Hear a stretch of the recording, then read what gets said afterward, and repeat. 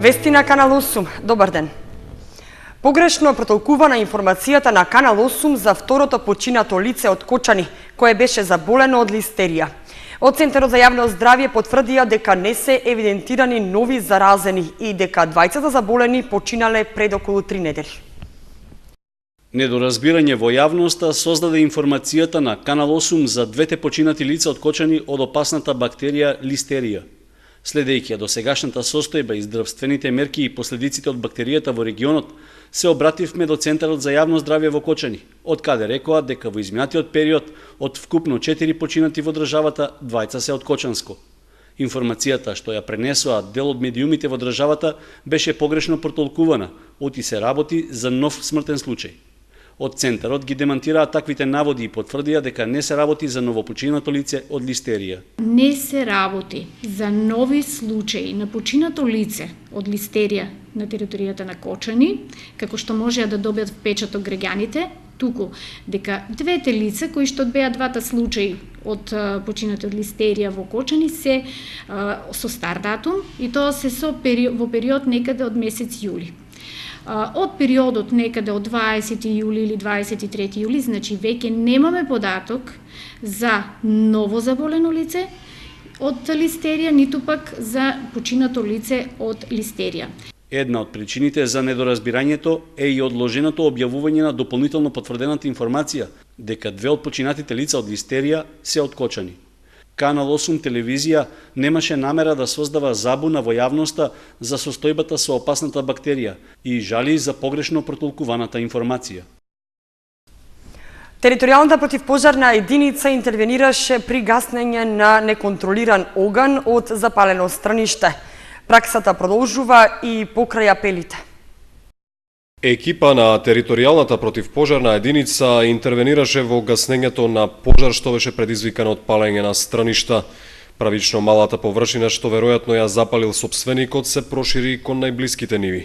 Ширењето на огнот го предизвика ветрот кој дуваше во попладневните часови. Пожарот избил околу 14 часот. По брзата интервенција на пожарникарите истиот беше локализиран, со што беше спречено негово проширување. И покрај постојните апели, дел од земјоделците продолжуваат со праксата да ги палат страништата. Палењето страништа се казнува со 6 до 8.000 евра за правни и 1,5 до 3.000 за физички лица. Казни има и за несовесност при престој во шума. Согласно законот за шуми, казната за физичките лица кои ќе се затекнат како се движат во шума за време на забраната за движење, која што ја донесува корисникот или сопственикот на шумата, а ако за тоа нема добиено одобрение од него, се движи од 2 до 3.000 евра. Сезона е на пожари, но годинава е најмал бројот на случаи, најмногу поради пониските температури што не се типични за летниот период и големата влага предизвикана од честите врнежи.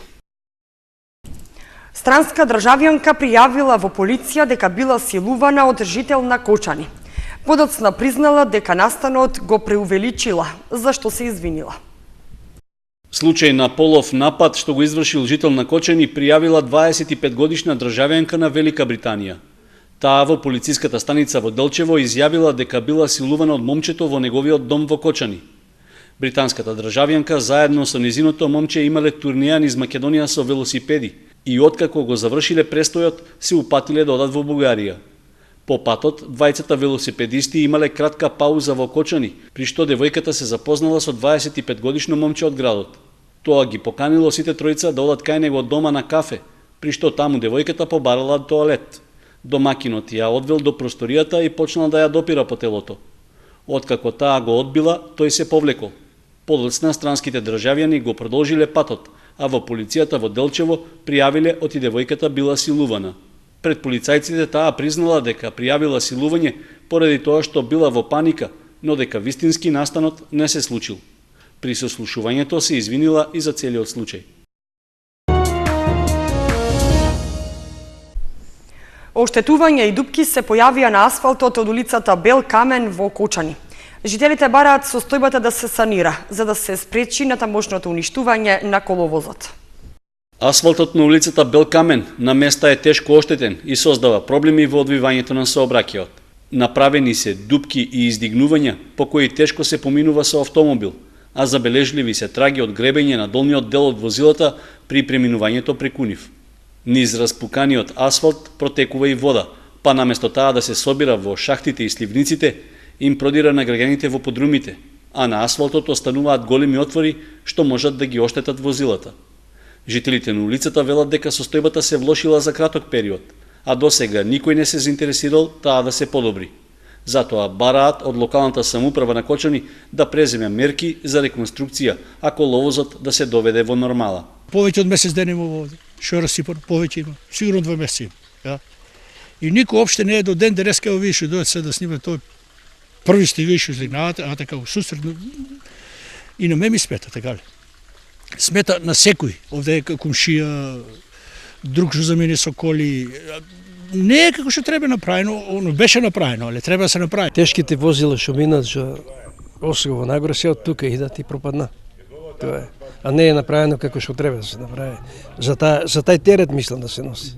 Градоначалникот Димитровски рече дека е запознат со состојбата на улицата Белкамен и најави дека се подготвува посебна програма за реконструкција на оваа и останатите сообраќајници во градот. Значи, имаме една цела програма за крпење на дупките, заради тоа што имаме многу градежни активности во градот.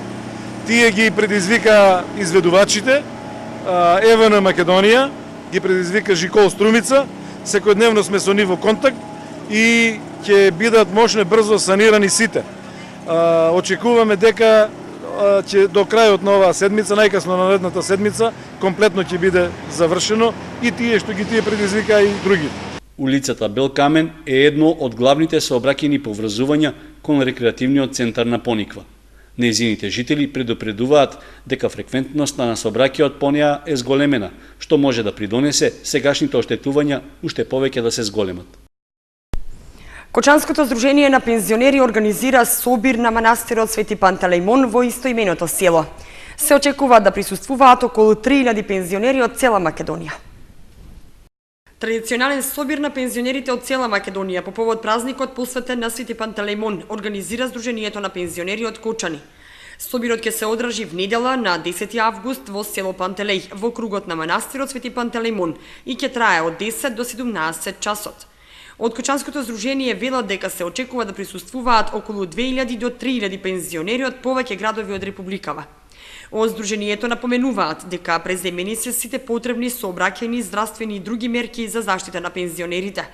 Собирот на Пантелеј е дел од програмата за работа на Кочанското здружение, кое во текот на целата година покрај собирите организира и престој во бањи за поволни цени за сите пензионери кои се членови на истото. Заврши изградбата на црквата Света Тројца во село Мородвис. Преостанува да се уреди уште ентериерот. Заврши изградбата на црквата Света Тројца во селото Мородвис. Останува уште да се комплетира иконостасот, кој се очекува да пристигне во најскоро време. Во ова населено место до почетокот на 14. век постоела Мородвишката архиепископија како дел од Македонската православна црква. Намерата на општината и црковните власти со изградбата на овој храм е продолжување на вековната традиција на христијанско живење и славење на Бога од страна на локалните жители, но и верниците од другите населени места. Камен темелникот на црквата Света Тројца во Мородвис беше поставен пред 2 години од страна на митрополитот Брегалнички и господин Иларион и свештенослужителите од Брегалничката епархија. Црквата беше изградена со средства од локалниот буџет на општина Зрновци. Покрај новоизградената црква Света Тројца во Мородвис постои црквата Свети Симеон Столпник, изградена и осветена во 1968 година од тогашниот митрополит Злетовско-Струмички Наум, а во 2002 година црквата повторно е обновена. Нова црква беше изградена и во селото Видовиште, се наоѓа на сред село во местноста викана Магила, веднаш позади селскиот дом. Незината изградба во 2012 година исто така ја финансираше општина Зрновци.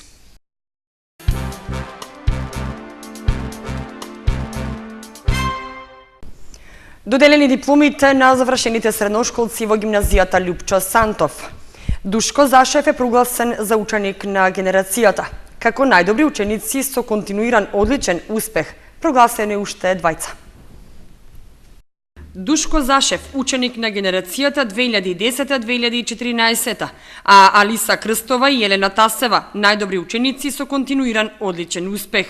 Во гимназијата Љупчо Сантов доделени дипломите на завршените средношколци.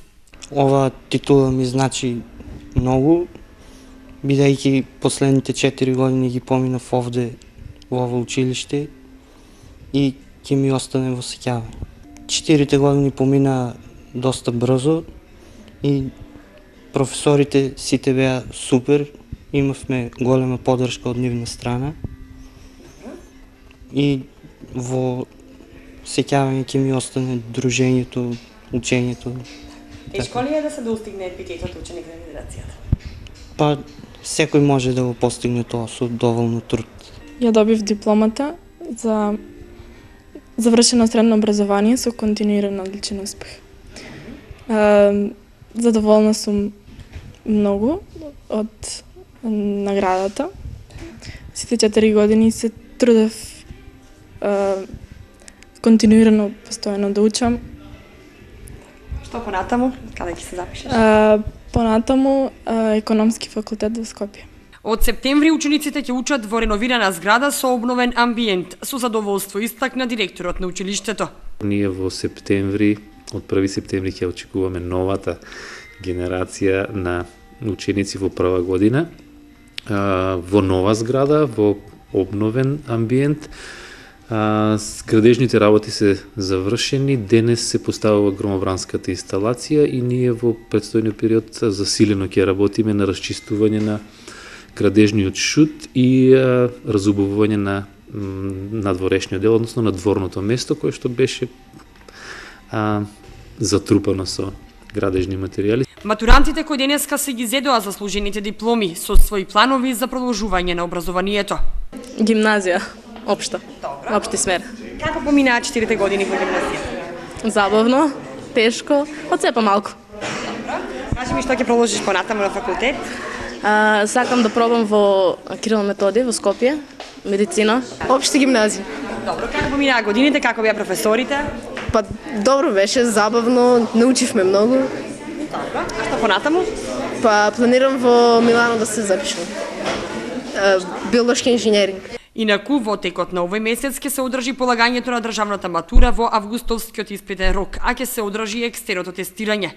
Тоа се термини за оние ученици кои од оправдани причини не полагале матура во текот на јунскиот рок и ученици што не успеале да го положат некој предмет во истиот рок. На 11 месецов кандидатите ќе полагаат македонски јазик и литература, на 13 странски јазик, на 14 математика, основно и напредно ниво, естетика и филозофија, и на 16 хемија, физика, биологија, историја и бизнис. Интерните предмети матурантите ќе ги полагаат од 19 до 23 август. Екстерните тестирања пак ќе се одржат на 14, 15 и 18 август. 3 дена пред полагањето учениците ќе бидат информирани кој предмет ќе го полагаат. Амадеус Бенд викендов гости во Аква. Познати пејачи и групи ќе ги забавуваат кочанци до крајот на месецов. На 22 август ќе гостува атрактивната Ана Николик. Програма за потполно уживање повторно приредува дискотеката Аква во Кочани. В четврток латино и ретро забава за што влезот е слободен. В петок 8 август гостуваат момците од Амадеус Бенд. Влезот е 200 денари, а после полноќ влезот ќе биде поскап за 50 денари. В сабота хип-хоп и R&B влез 50 денари. В недела Кочанскиот Шекспир Бенд за што влезот повторно е слободен. Инаку програма со познати пејачи и групи дискотеката Аква најавува и во текот на целиот месец. Познат е датумот на гостувањето на познатата Ана Николик, која ќе ги забавува кочанци на 22 месецов.